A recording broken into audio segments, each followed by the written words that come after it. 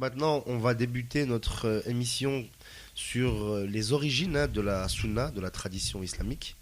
Et pour commencer, je vais demander à mon camarade, est-ce qu'il peut nous décrire la sunna? Eh bien, bonjour à toutes et à tous.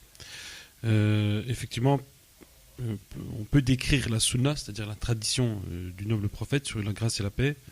Et ce qu'il faut savoir, c'est que le messager de Dieu confirme la nécessité de protéger sa sunna contre toute falsification. Il dit à ce propos la chose suivante: mentir à propos de mes paroles n'est pas comparable au fait de mentir à propos des paroles d'un autre. Celui qui ment à propos de mes paroles aura une demeure en enfer. Ou encore, il nous dit que celui qui ment à propos de mes paroles réserve sa place en enfer. Donc le prophète met en garde clairement les musulmans sur toute personne qui mentirait sur lui et qui lui attribuerait faussement des choses, et prévient que cette personne aura comme destination l'enfer. D'accord, alors est-ce que, parce que la tradition musulmane, est-ce qu'elle a plutôt tendance à être écrite ou orale? Alors, originellement parlant. Alors, comme on va le voir par la suite, la sunna, elle va passer dans une première phase écrite.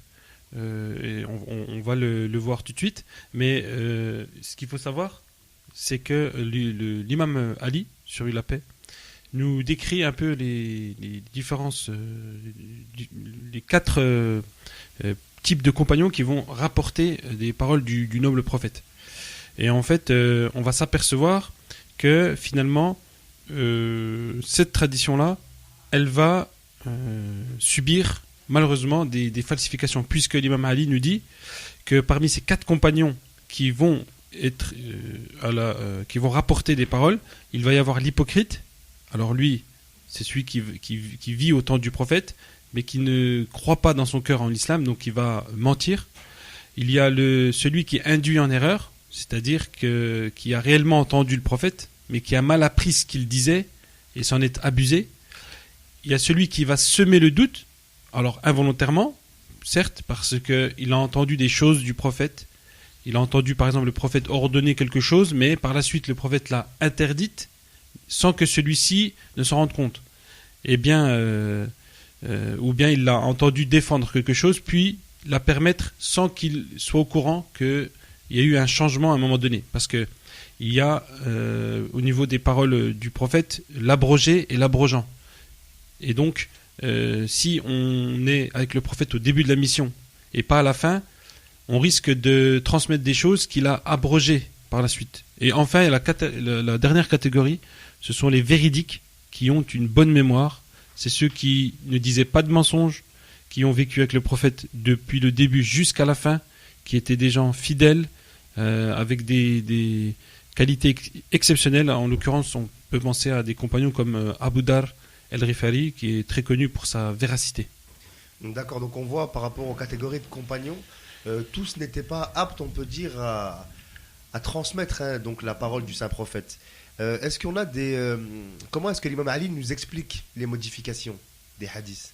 Eh bien, comme je l'ai dit précédemment, c'est-à-dire que à partir du moment où il y a des hypocrites ou des autres personnes incompétentes qui vont participer à la transmission d'une certaine sunna, eh bien, forcément, il va y avoir une modification, voire des falsifications au sein de la compréhension de la sunna et de l'islam de manière générale. C'est pour cela qu'on comprend la nécessité de se référer finalement à une personne exceptionnelle, désignée par le noble prophète et donc par Dieu, infaillible, etc., exemplaire, qui va nous montrer finalement un peu, qui va nous dire la vérité dans tout ça. D'accord, alors comme je le citais en tout début d'émission, on essaie de comprendre ce qu'est la sunna et on va essayer de remonter un petit peu à la source. Alors justement, quelles sont les origines de la sunna? Alors quand on étudie cette question, effectivement, c'est une question très importante, et des historiens ont fait des grandes recherches et ont conclu la chose suivante, c'est que le premier à avoir prescrit la transcription et la mémorisation des paroles du prophète, c'est le noble prophète lui-même. C'est ce qu'on a tendance à pas forcément comprendre. On a l'impression que la sunna, la tradition a été mise par écrite plus tard sous ordre des califes pour préserver tel ou tel message. Mais finalement, on s'aperçoit historiquement que dès la vie du noble prophète, finalement, eh bien, celui-ci nous a ordonné de transcrire sa parole. J'ai des exemples. Ouais, alors on va les prendre. Alors, selon Abdullah ibn Omar, donc c'est le fils du deuxième calife Omar, qui est quelqu'un de très connu, puisqu'il a côtoyé le prophète, il nous raconte cette histoire où il a posé la question au messager de Dieu.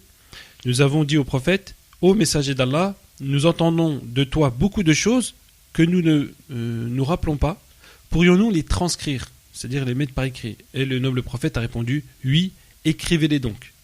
Et selon ce même Ibn Omar, il a demandé une fois: pourrais-je enregistrer la science, c'est-à-dire tes paroles, toutes les connaissances que tu transmets? Et le prophète a répondu oui. Donc il y a énormément de références authentiques, connues, où le prophète avait ordonné dès le début d'écrire les choses. D'accord, alors quelles sont les instructions qui ont été données aux compagnons?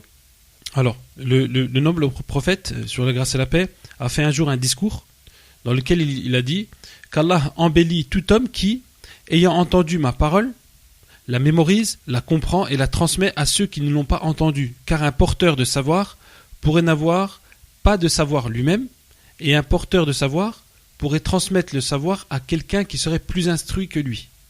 Et il a même donné l'instruction à certains compagnons de transcrire donc les paroles comme on l'a dit, et c'est ainsi qu'il a dit, qu'il a demandé à l'imam Ali, sur la paix: ô Ali, transcris ce que je te dicte. Et l'imam Ali lui dit: ô messager d'Allah, est-ce parce que tu as peur que j'oublie? Et le prophète a répondu: non, je n'ai pas peur que tu oublies, car j'ai prié Allah, le puissant, de t'accorder une bonne mémoire et de ne pas te faire oublier. Mais si je te demande de transcrire, c'est pour tes associés.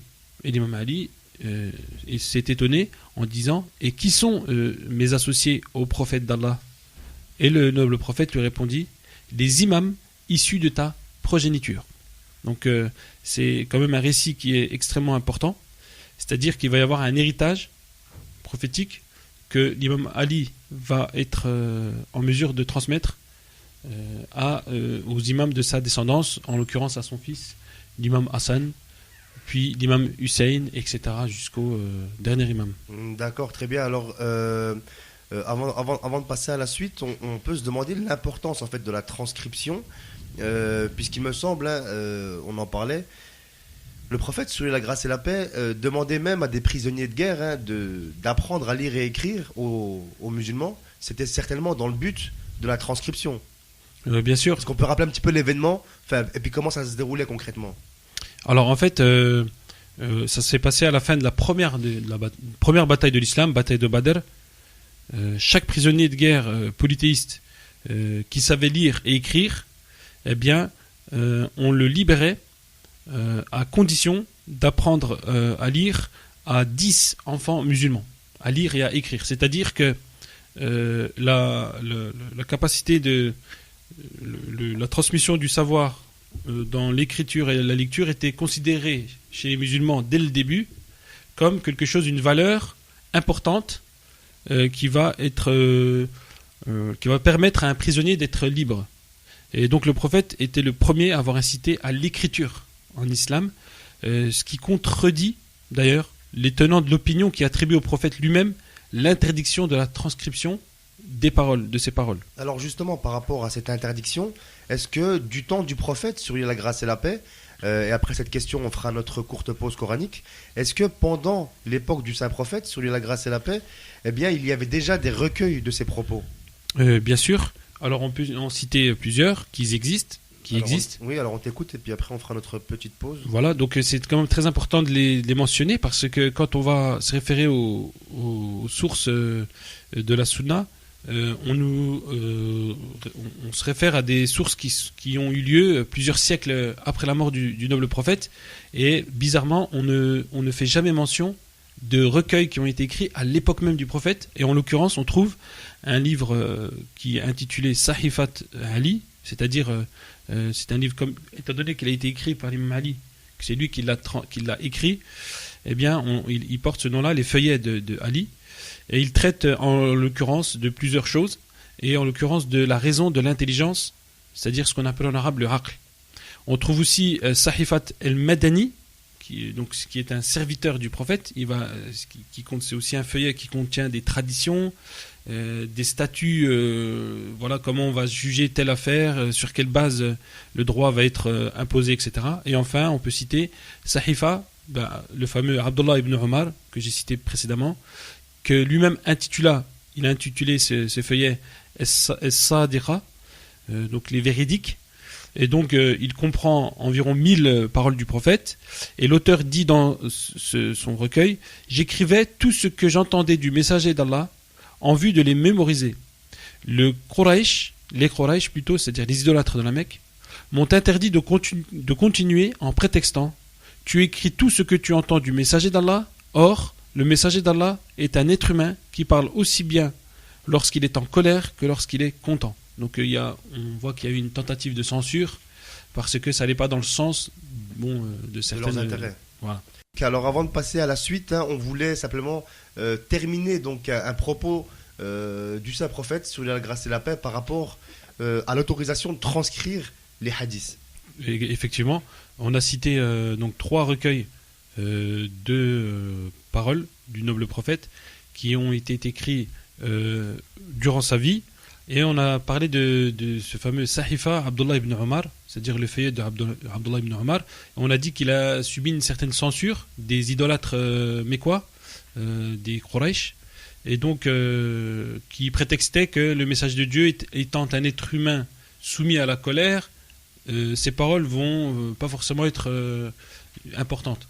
Et donc lorsque Abdullah ibn Omar a expliqué ce qui s'était passé au noble prophète, celui-ci a pointé son doigt vers sa bouche et a dit cette phrase qui est restée dans l'histoire: écrit, car par celui qui détient mon âme, donc le prophète jure par Dieu, il n'en sort, c'est-à-dire par rapport à sa bouche, que la vérité. Donc, et c'est ce que le Coran va confirmer plus tard, c'est-à-dire tout ce que le prophète dit finalement n'est qu'une révélation de la part de son Seigneur, et qu'il ne parle pas selon ses passions. D'accord, donc merci pour la précision. Donc on poursuit maintenant notre thème sur l'histoire de la Sunna, donc de la tradition, et on parle des origines de la Sunna. Et on peut se demander également finalement l'utilité. Alors quelles vont être plutôt les fonctions de la Sunna? Alors la Sunna a plusieurs fonctions. Alors si autant de savants se sont évertués à faire des recherches intensives durant toute leur vie, de façon vraiment scrupuleuse, en respectant des critères compliqués, qui a donné d'ailleurs lieu à une science, la science du hadith, etc., c'est parce que le fait de connaître la tradition du prophète va être fondamental dans la vie d'un musulman. Je m'explique. Grâce au fait de connaître la sunna, eh bien, ça va permettre de comprendre ce que le prophète nous demande, et donc les futures générations vont avoir accès finalement à ce qui s'est passé et comment il faut agir. Ça, c'est vraiment quelque chose de fondamental, c'est-à-dire donner le moyen aux futures générations de saisir la sagesse qui va émaner du prophète. Et donc aussi, on peut rajouter une autre fonction de la sunna, extrêmement importante aussi, c'est de commenter le Coran, qui est la parole de Dieu. Puisqu'il faut bien comprendre une chose, c'est que le Coran, lorsqu'on le lit, il n'a pas tout détaillé en détail. Il a donné les grandes lignes, et ça va être la tâche de la sunna, c'est sa fonction, de clarifier finalement ce que Dieu nous demande dans le Coran. Alors justement, tu anticipes bien, justement. Alors est-ce que tu peux nous donner des exemples concrets d'éclaircissement du Coran par la sunna? Eh bien, un exemple très simple, quotidien, la prière.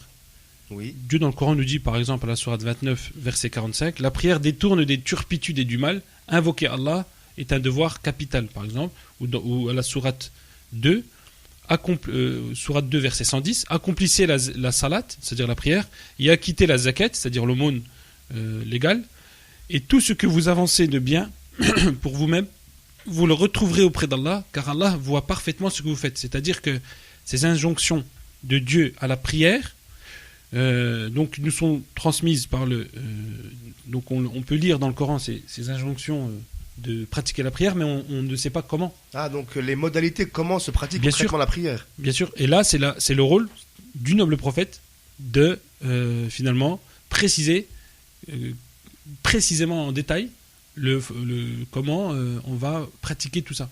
Donc combien d'unités de prière on va faire ou à quel moment, ou si je me trompe, comment je fais pour me rattraper, etc. D'accord. Alors est-ce que le prophète, sur lui la grâce et la paix, a prié en même temps que tous les musulmans finalement quand l'ordre est arrivé, ou ça s'est passé différemment? Alors, le noble prophète, en vérité, priait avant que cette obligation soit quelque chose de général. Donc, il était très connu que depuis très longtemps avant l'obligation de la prière, le prophète priait d'ailleurs en compagnie de l'imam Ali et de sa femme Khadija. Et d'ailleurs, les gens les voyaient toujours les trois en train de prier à la Mecque. Et on disait alors qu'est-ce que c'est de cette prière, ça avait vraiment fait beaucoup de bruit.